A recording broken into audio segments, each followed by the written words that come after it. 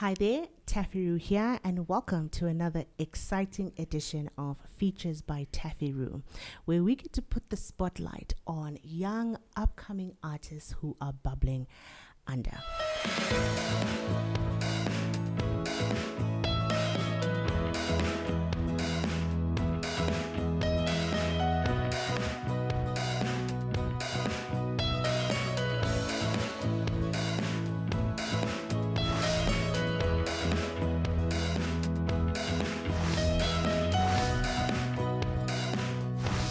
In my journey as an artist, I have found that female artists are difficult to come by. Not because we're not talented, but because the industry isn't that friendly when it comes to female artists.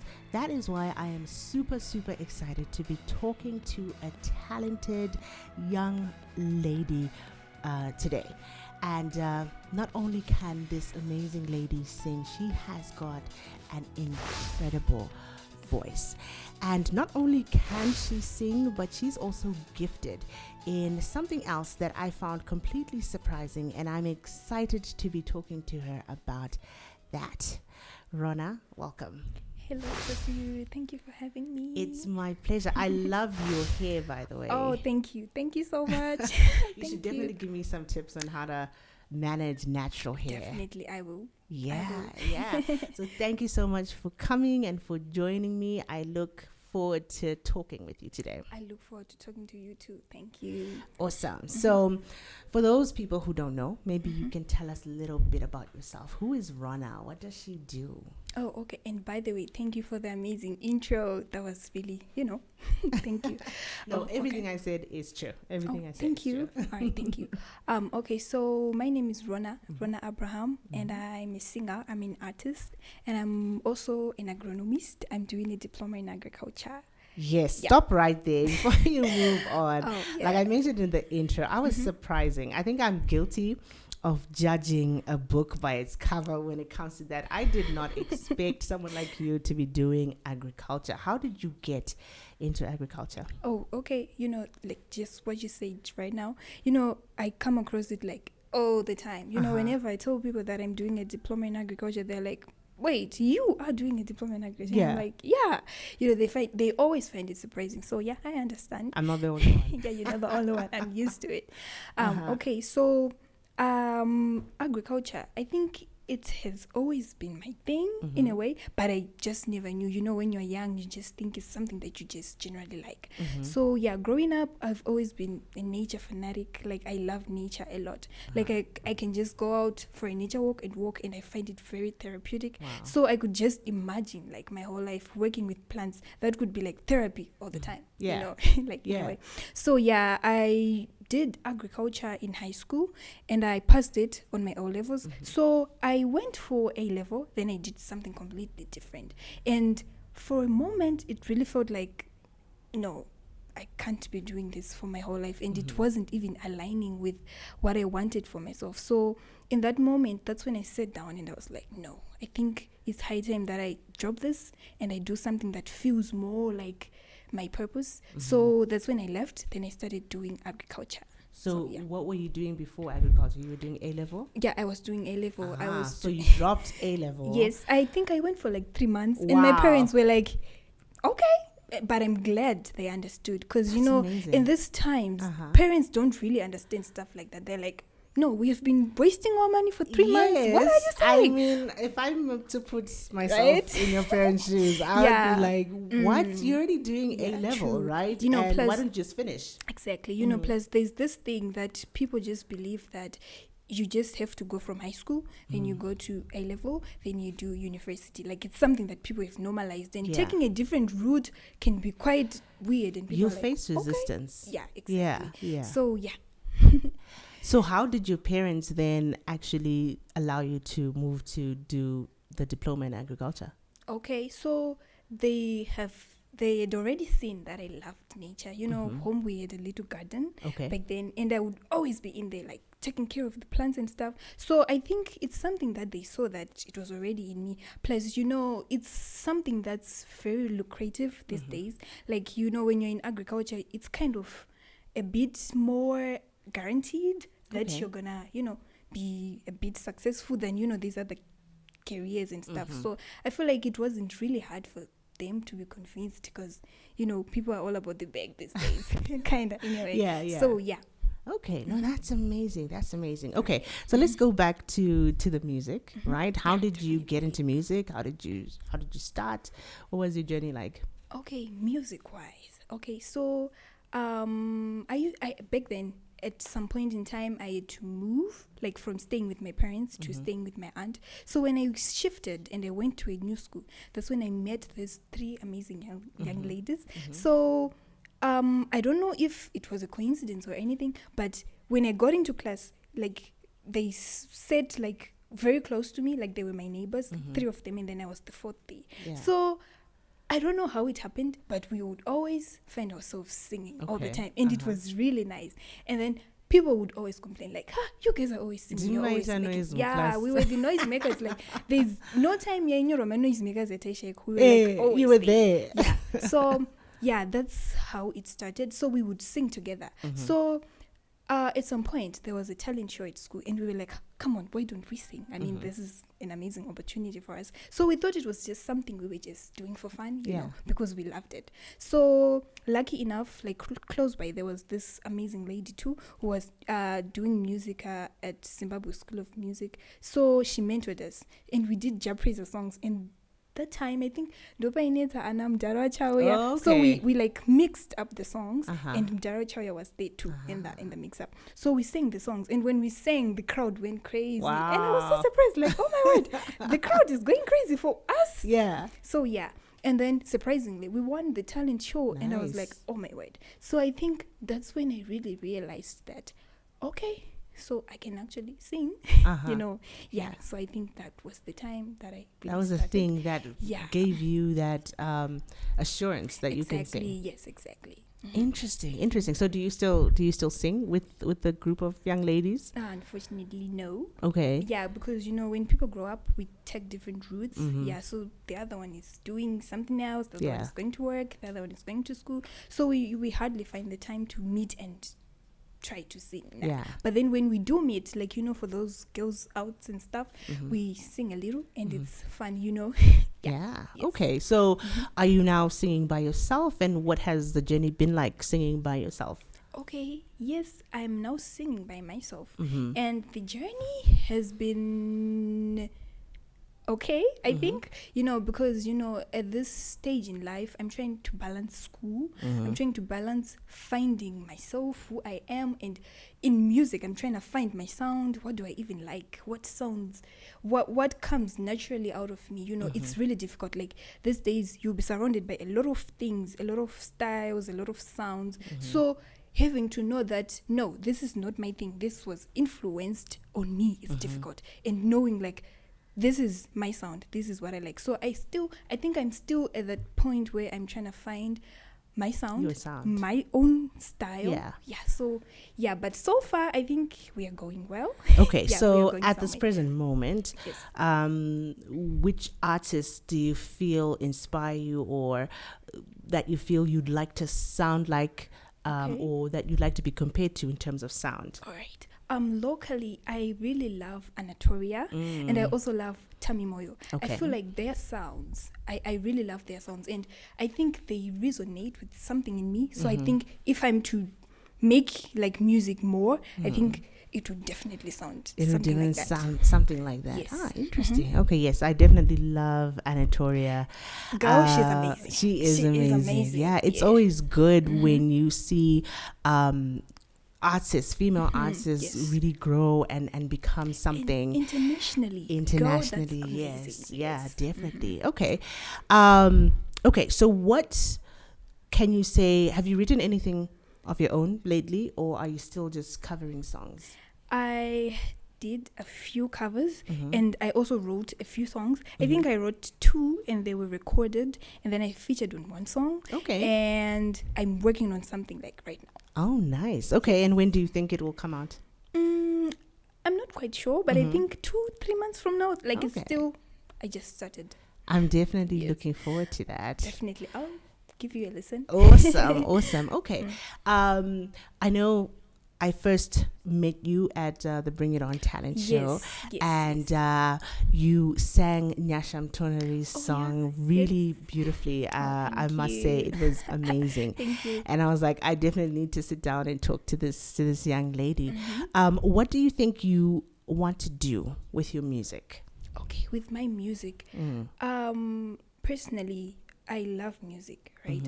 And music is a lot of things for me. It's therapy for me. Like when I feel like so sad, I can just, indulge in some good sounds and I'll be okay. Yeah. And when I feel very happy, I will still need music to something like that. So I feel like with music, personally, I would love to inspire people. I would love to bring people out of whatever they will be facing, like depression, anxiety, and all that. It's real and it's there. So I feel like music can be a tool that people can use to, get out of that. It can help because it works for me personally.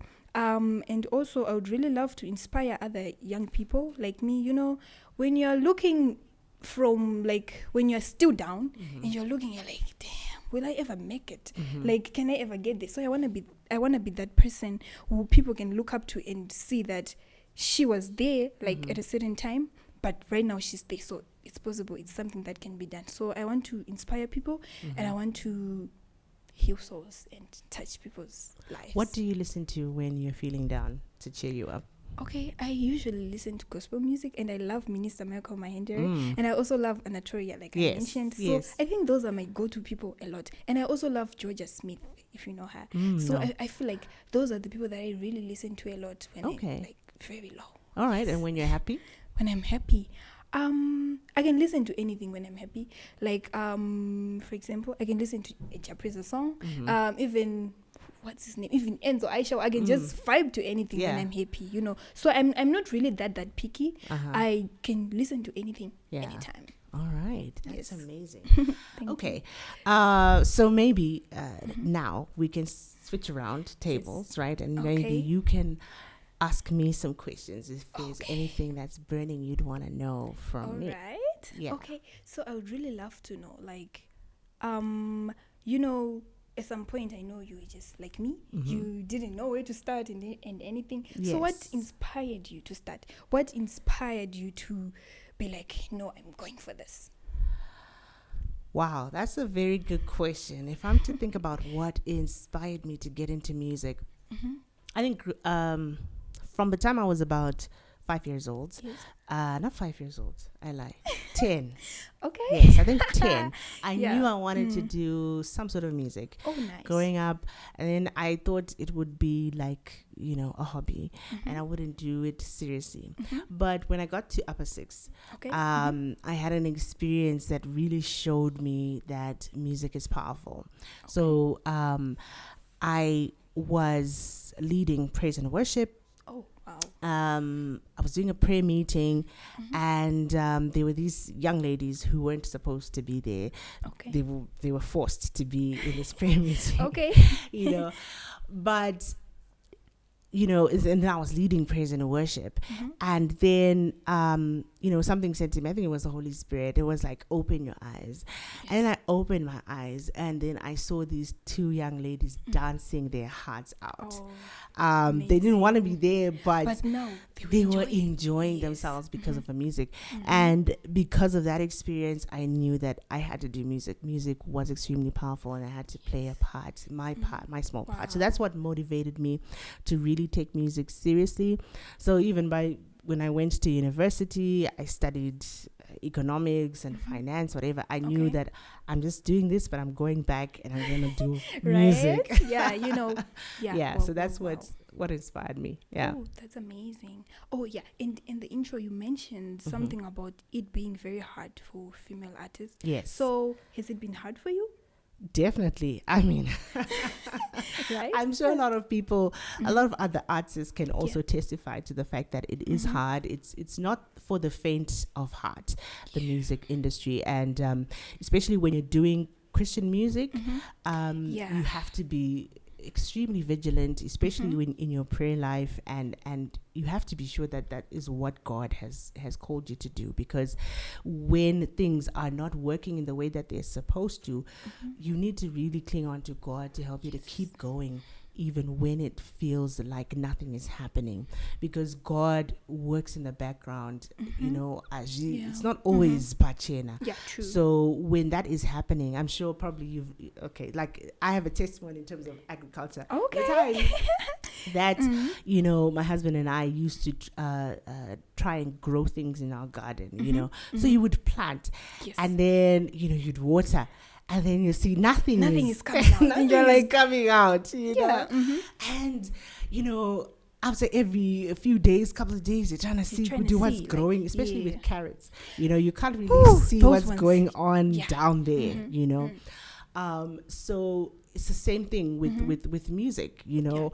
You'll find that you're putting in the work, you're watering, you are putting in the fertilizer or whatever manure to make it grow, but you can't see anything. But God is working. Stuff is happening underground. You just have to keep the faith. You have to keep the faith. So that's what I'm saying in terms of, especially when you're doing Christian music and you cannot cut corners, you have to do the right thing because you're representing the kingdom. There are a lot of times where you'll feel like nothing is happening and you'll feel tempted to give up. So yes, it's not that easy in that way.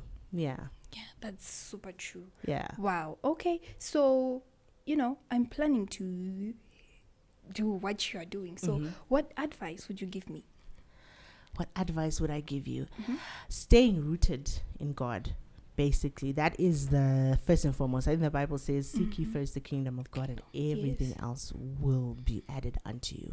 So it's about staying in alignment with God's will. So when you seek God's will, you then get aligned to his will for your life, and whatever may come, because you're walking in alignment with God's will and you're walking with God himself, you're able to achieve far more than you can ever dream or imagine. It might not look the way you want it to look, but it will be better because it's the way that God would have designed it to be.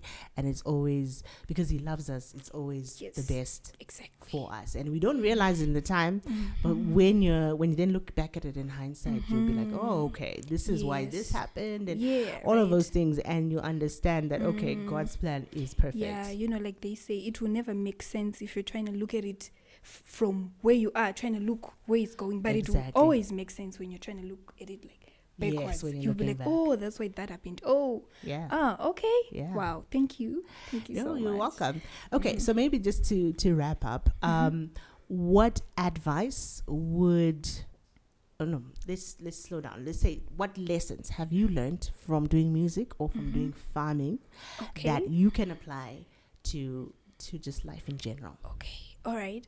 So, you know, like you mentioned about the germination thing, the carrots thing, you know, it's like you were reading my mind. Because personally, I've learned that it takes a lot of patience for you to, you know, to finally get what you want. And it takes a lot of hard work too. You know, like, for example, in agriculture, you know, we plant seeds, right? So you have to firstly you have to prepare the land, and then you have to plant, then you have to water, and then there has to be enough sunlight, enough air and everything. So it takes a lot to, how can I put this through, but you get the sense, right?